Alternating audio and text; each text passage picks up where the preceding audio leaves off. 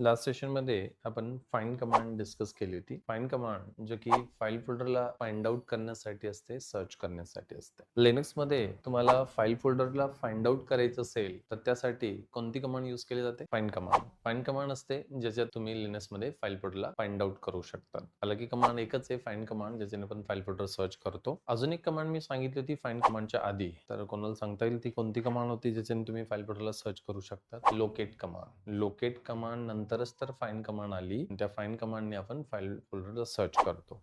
Locate command मध्ये फक्त bye नेमच तुम्ही फाईल फोल्डरला सर्च करू शकतात, बट फाइंड कमांड मध्ये मल्टिपल ऑप्शन्स होते. सांगू शकतात की फाइंड कमांड मध्ये मला पर्टिक्युलर युजरच्याच फाईल फोल्डर फाइंड आउट करायचे आहेत, त्यासाठी कोणतं ऑप्शन यूज केलं जातं? स्लॅश ने हायपन युजर. ठीक आहे, हायपन युजर हे ऑप्शन आहे ज्याच्याने तुम्ही फाईल फोल्डरला सर्च करू शकतात त्या पर्टिक्युलर युजरच्या फाईल्स. जर मला एखाद्या ग्रुपच्या फाईल फोल्डर सर्च करायचे असतील तर हायपन ग्रुप. मला फाईल फोल्डर परमिशन नुसार सर्च करायचे असतील तर कोणतं ऑप्शन यूज केलं जातं फाइंड कमांड मध्ये? हायपन पर मीन्स परमिशन. ठीक आहे. देन मला एखाद्या फाईल फोल्डरला सर्च करायचं असेल बाय नेम, तर त्यासाठी कोणतं ऑप्शन यूज केलं जातं? हायपन नेम. मला स्पेलिंग माहित नाही, कॅपिटल स्पेलिंग माहित नाही in the sense spelling capital आहे स्मॉल आहे हे नाही माहिती, कॅपिटल लेटर स्मॉल लेटर त्या फाईलचं नाव, तर मला असं काही इग्नोर करायचं असेल तर फाइंड कमांड मध्ये कोणतं ऑप्शन यूज केलं जातं? I name ignore name. मला पर्टिक्युलर फोल्डर मधल्या 10 MB च्या फाईल सर्च करायच्या आहेत, त्यासाठी कोणतं ऑप्शन आहे? हायपन साईज. मला 10 MB पेक्षा कमी फाईल साईज असलेल्या फाईल फोल्डर सर्च करायचे आहेत, मग त्यासाठी कसं यूज कराल तुम्ही फाइंड कमांड?